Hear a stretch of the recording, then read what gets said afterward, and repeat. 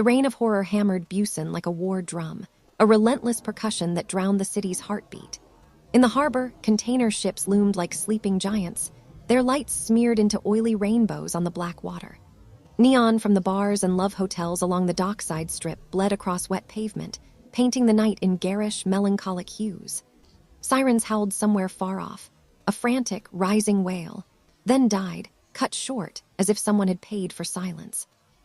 In this part of the city, they probably had. Inside the **Christorisk diner bar, the air was thick with the smell of old grease, cheap coffee, and faint mildew. Digital clock on the table reads 2:17 a.m.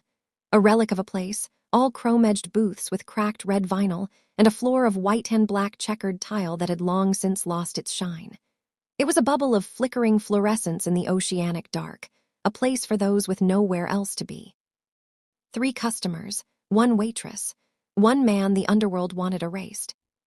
In a corner booth, a salaryman in a rumpled suit snored softly into his folded arms, a half-eaten bowl of ramen congealing beside him. At the far end of the counter, a grizzled fisherman with hands like knotted rope stared into the bottom of a soju bottle, muttering about the catch that got away. And he sat alone, midway down the counter, a figure of profound stillness. He wore a worn, dark gray trench coat over a simple black turtleneck. His face was a landscape of quiet exhaustion, hollows under the eyes, a jaw tight with a tension that had calcified over years. To a casual glance, he was just another ghost of the night shift, another soul eroded by the city's grind.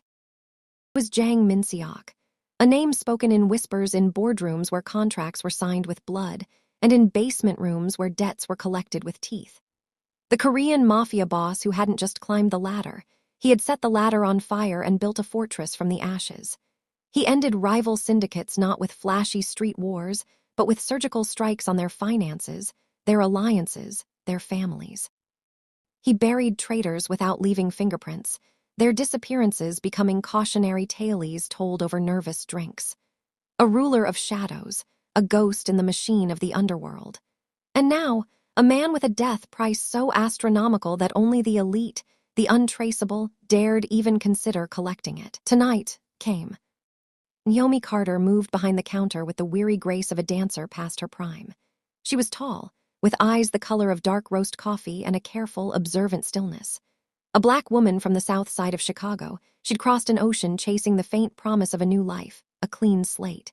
She'd found graveyard shifts, polite indifference, and a loneliness that had a different accent. The limp, a slight hitch in her right step, was a souvenir from a life before Busan, a story locked behind her teeth. She clocked people fast. It was a survival skill, honed in neighborhoods where reading intent was the difference between getting home and not. The drunk was just sad. The salaryman was just defeated. But the quiet man at the counter, not ordinary, not even close. He held his body with a predator's latent energy, a coiled readiness that had nothing to do with street fights and everything to do with controlled violence. His eyes, when they flicked to the window or the door, didn't just look. They assessed, calculated angles, measured distances. He was a locked safe in a room full of open drawers. She refilled his cup, the steam rising between them. "You're holding that cup like it might attack you," she said, her voice low, the English words feeling foreign in the quiet diner. He glanced at his own hand, curled tightly around the ceramic. He almost smiled. It was a small, brittle thing. "I've had worse things try." She poured. Their eyes met for a half-second longer than necessary. In his, she saw not fear, but a profound, weary readiness. A man standing at the edge of a cliff, listening for the footsteps behind him. Then she noticed it. Her gaze, trained by years of watching for trouble, shifted to the street outside the wall-sized window. It emptied. Not gradually. In the span of 30 seconds, the sporadic traffic died. A taxi that had been idling at the corner pulled away smoothly. A couple, laughing under an umbrella, hurried around the corner and didn't reappear. The drunk who usually mumbled by the bus stop was gone. Just rain, and a profound, chilling absence. The night itself had been scoured clean. Her stomach became a cold, hard knot. This wasn't police. Cops brought noise, chaos, flashlights. This was a quarantine. She leaned forward, pretending to wipe the counter, her voice a bare whisper he had to strain to hear. You should leave, now. He didn't turn his head. His reflection in the dark window was grim. Why? Because the night just got scared, she breathed. The front windows detonated inward. It wasn't a crash. It was a sigh of crystalline death. 2 panels of glass dissolved into a million glittering pieces, swept inward by the rain and wind. Silenced gunfire fut-futted through the opening, shredding laminated menus, pocking the walls, chewing into the formica. The sleeping salaryman jerked once and slid from the booth, a dark bloom already spreading across his white shirt. The grizzled fisherman at the counter looked up, opened his mouth to curse, and was punched backward off his stool by an impact he never saw coming. Black-clad figures flowed in through the shattered frame, 3, 5, 8 moving with a silent, terrifying synchrony. They wore matte black tactical gear, form-fitting and devoid of insignia. Their faces were obscured by balaclavas and sleek, multi-lensed goggles. They didn't speak. They communicated in glances, in slight hand signals. They were surgeons, and the diner was their operating theater, already sterile and prepped for extraction. Phantom Unit. The name echoed in Min-seok's mind even as his body moved. Korea's most feared assassin circle. Myths. Rumors.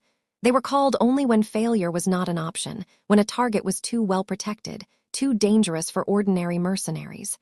Their price was rumored to be payable only in offshore digits and absolute discretion. Min-seok became a blur of reactive violence. He kicked the counter, sending his stool flying into the legs of the lead assassin. He flipped the heavy table beside him, using it as a momentary shield as rounds thwacked into its laminate top. A hidden knife, a slim, cruel shard of obsidian-black ceramic, appeared in his hand from a forearm sheath. He moved with the brutal efficiency of a man who had lived a lifetime in these compressed seconds of survival. But his mind, cold and analytical even as adrenaline scorched his veins, counted the angles, assessed the spacing, the flanking maneuvers. It was a kill box, perfectly executed. Too many. Too perfect. They knew his location, his isolation, his pattern. He hadn't been tracked. He'd been sold out. A small, cylindrical object arced through the air, bouncing once on the checkered tile with a plastic clack. Flash grenade. Min-seok had just enough time to wrench his eyes shut and turn his head before the world turned searing white and silent. The overpressure popped his ears. Disorientation, thick and viscous, swallowed him.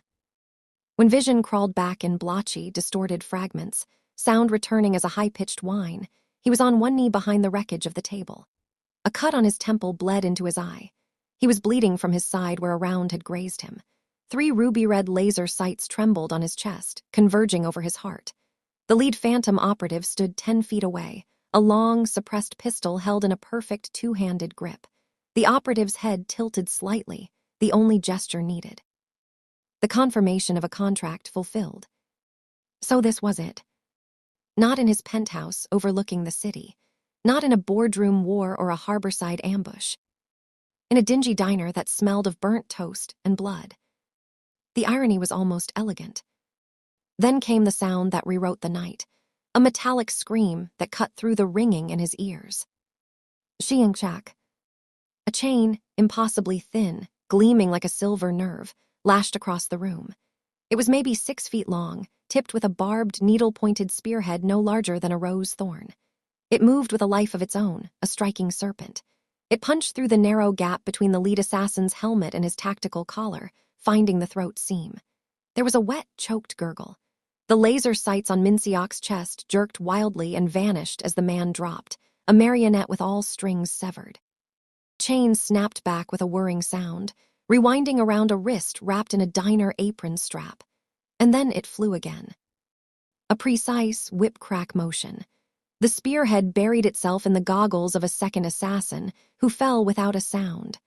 Another flick, the chain wrapped around the wrist of a third, a brutal yank dislocating the joint, the pistol clattering to the floor. Eye, collarbone, trigger hand. Bodies hit the tile with heavy, final thumps. Min-seok turned, his mind struggling to process the new variable. Naomi stood on the counter, one foot planted firmly, the other braced against the coffee machine. Her apron strings fluttered. The careful, weary mask of the waitress was gone. In its place was a face of terrifying focus, eyes sharp and cold as the weapon in her hand. She held the handle of the micro-spear chain, a customized, knurled brass cylinder, with a loose, practiced ease. The chain itself spun in a tight, humming orbit around her, a silver halo of death. Each rotation was measured, economical. Each strike was not a wild swing, but a targeted lash, extending and retracting with a mechanical, predatory rhythm. Not panic. Training, deep, ingrained, lethal muscle memory. 5 remaining assassins, their flawless formation broken, shifted their focus from the pinned boss to this unforeseen threat. They moved as one, a wave of black intent. Naomi didn't wait. She jumped, her bad leg pushing off with surprising strength. Her foot hooked the cord of a hanging lamp. She used the momentum to swing pivot through the air, the chain flashing like captured lightning. It disarmed one, the tip slicing through gunmetal. It tangled the legs of another, sending him crashing into a booth. A third got too close. The chain wrapped around his neck once, a fluid pull, and he collapsed, his cervical spine shattered. She landed in a sliding crouch behind the counter, the chain retracting with a smooth, metallic hiss back into its housing. She emerged on the other side, breathing steady, eyes locked on the remaining 2. "Kitchen's closed," she said, her voice colder than the rain outside. Something primal broke loose in Min-seok. It wasn't gratitude, not yet. It was the fury of the almost cornered, combined with the shock of an alliance forged in gunfire. He surged forward, no longer just defending, now attacking. His knife work was ugly and efficient, a slash to a hamstring, a brutal upward thrust into a tactical vest's weak point, an elbow that shattered a goggle's lens and the skull behind it.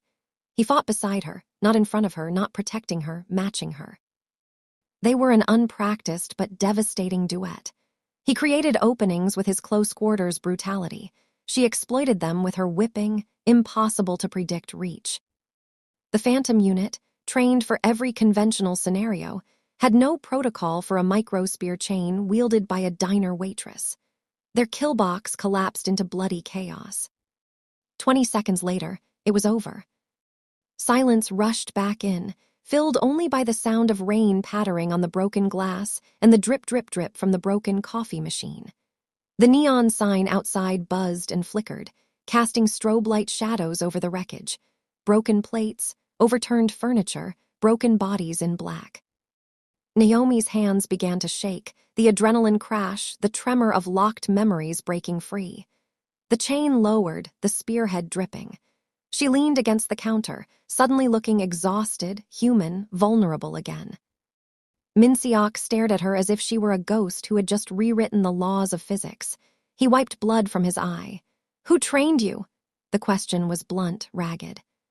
She took a deep, shuddering breath, the cold air stinging her lungs. "My father," she said, the words seeming to come from a great distance. "Close quarters personal security, specialized in flexible weapons for confined spaces. He said they scare people more than guns, harder to predict, harder to take away." Before he could respond, the shriek of tires on wet asphalt cut through the night. 2 black SUVs with mirrored windows screeched to a halt outside, blocking the street. Doors flew open. Men in dark suits, younger, harder-faced than Min-seok, spilled out with drawn pistols, his personal detail, finally responding to the tripped silent alarm he'd managed to activate. They rushed in, weapons scanning the room, and then froze, their professional composure cracking at the edges. The scene was one of catastrophic violence, their boss wounded but standing, and the bodies not just any bodies, Phantom unit, a myth made flesh and blood and death. And in the center of it all, the waitress from the diner holding a strange, glinting weapon. "Boss," his lieutenant, a man named Seo, stammered. What happened?" Min-seok didn't look away from Naomi. His gaze was intense, reassessing every previous assumption. "Loyalty happened," he said, his voice gravelly. "Clean this, make it disappear. The police frequency we own, use it. Say it was a gas leak explosion." As his men sprang into action, moving with a new, grim urgency, Min-seok approached Naomi. He saw her flinch slightly, not from him, but from the sudden shift back to a reality where men in suits cleaned up assassinations. "The insignia," he said, pointing to a mark burned into the inner wrist of the lead operative's corpse, a ghostly, stylized Korean character. "It's an inner circle contract. The client, the broker, they had to be within my organization. Someone close, someone I broke bread with." Naomi swallowed, the reality of the aftermath settling on her shoulders like a lead weight. "Then they'll come back. For you." "Yes." And, she realized with a cold dread, "for me too, I'm a witness, a complication." "Yes," he said, no sugarcoating, no false comfort. The sirens in the distance were real now, the ones they didn't own approaching. He looked at her, really looked. Not as a savior, not as a strange and fascinating weapon, but as a person who had just had her life irrevocably shattered. A woman standing at a burning crossroads, one path leading back to a life that no longer existed, the other leading into a darkness she had tried to leave behind. He made a decision. It was as calculated as any business merger, but underpinned by a raw, acknowledged debt. "Come with me," he said. It wasn't a request, but it wasn't a command either. It was an offer laid on the table between them next to the spent shell casings. Not as property, not as a guard or a piece on the board, not as bait. He paused, the word hanging. As a partner. She let out a shaky, almost hysterical laugh. It held no humor. "You recruit fast." He glanced at the dead phantom operative at his feet. "I almost died fast. You fight like you've been waiting for this war. I am the war, and it seems my inner circle has a vacancy." His men were ushering them out toward the SUVs, throwing forensic blankets over their shoulders.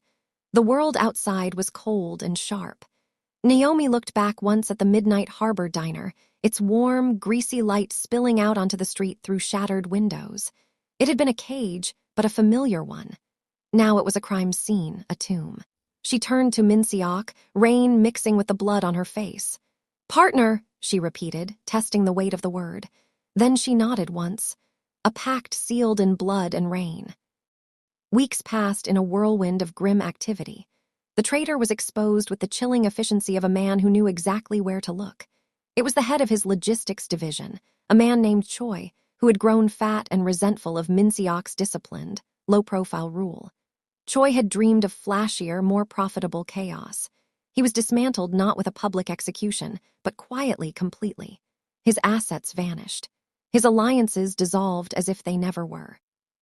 He simply ceased to exist in the ecosystem of power, a lesson absorbed in terrified silence by anyone else with treacherous thoughts.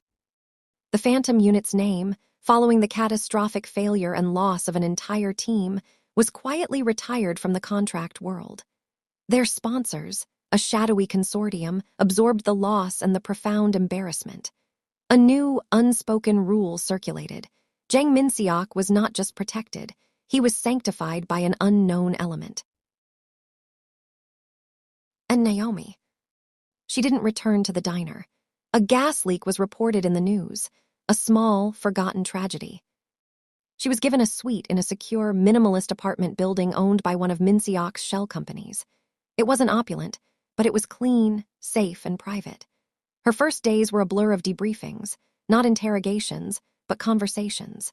Min-seok, often over tea in his sparse, modern office, would ask about her father's teachings, the principles of the chain, the psychology of confined space combat. He listened with the focus of a master strategist integrating a new and powerful piece. He provided trainers, not for her, but for his men. He had her run drills, demonstrating how her flexible weapon could disrupt firearm-centric tactics in close quarters. She was not paraded, but she was not hidden. She was presented, slowly and carefully, as a new entity, a trusted advisor, a specialist. She was fitted for tailored tactical where that accommodated her movement, her weapon. The respect, initially wary and born of the stories of the diner, gradually solidified into something genuine. She earned it not by demanding it, but by being relentlessly, quietly competent. One evening, he found her on the building's high, private balcony, overlooking the vast, glittering tapestry of Busan.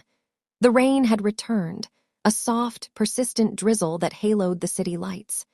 She was staring at her hands, at the faint calluses reformed from handling her chain. "You miss it?" he asked, leaning on the railing beside her. "The simplicity." "There was no simplicity," she corrected softly. "Just a different kind of danger, the danger of stagnation, of being invisible until you disappear." She looked at him. "This danger has a purpose. I can see the enemy." "The enemy is often in the mirror," he said, a rare glimpse of his own philosophy. "Greed, fear, ambition. Choi wasn't evil, he was weak." They stood in comfortable silence, two people who communicated more in shared vigilance than in words. "I have something for you," he said finally. He reached into his pocket and produced a small black velvet box, not jewelry box sized, smaller. Naomi's heart gave a complicated thud. She took it, opened the hinge. Inside, nestled on charcoal gray silk, was not a ring of diamonds or gold. It was a band of forged, brushed steel, wide and substantial. Engraved around its circumference was a delicate, intricate pattern, a tiny, linked chain interspersed with minute, sharp spearheads. It was beautiful in its severity, a piece of art and a statement. "Our kind of promise," he said, his voice low. "Not of ownership, of alliance. A seal. While you wear this, every person in my world and in every world that touches mine will know. Touching you is not a provocation. It is a declaration of war against me, and I do not lose wars." She looked from the ring to his face. The exhaustion was still there, but the utter aloneness she'd seen in the diner was gone. In its place was a formidable, focused certainty. She realized this was as vulnerable as he would allow himself to be. This was his oath. Tears welled in her eyes, but she smiled, a real one this time, touching the corner of her mouth. "Aggressive." "Permanent," he corrected. She took the band and slid it onto her right middle finger. It fit perfectly, heavy and cool, a perfect weight. Below them, the city hummed, its rhythms of crime and commerce and ordinary life continuing unaware. But in the deeper currents, the underworld had recalibrated. The calculus of power had shifted. The most feared mafia boss in Korea was no longer a solitary monument. He was now part of a dyad, protected by a mystery wrapped in a legend, the woman with the silver chain. The rain picked up, drumming on the balcony awning. But to Naomi, standing beside her partner, the sound no longer felt like a dirge. It sounded, for the first time in a very long time, like applause.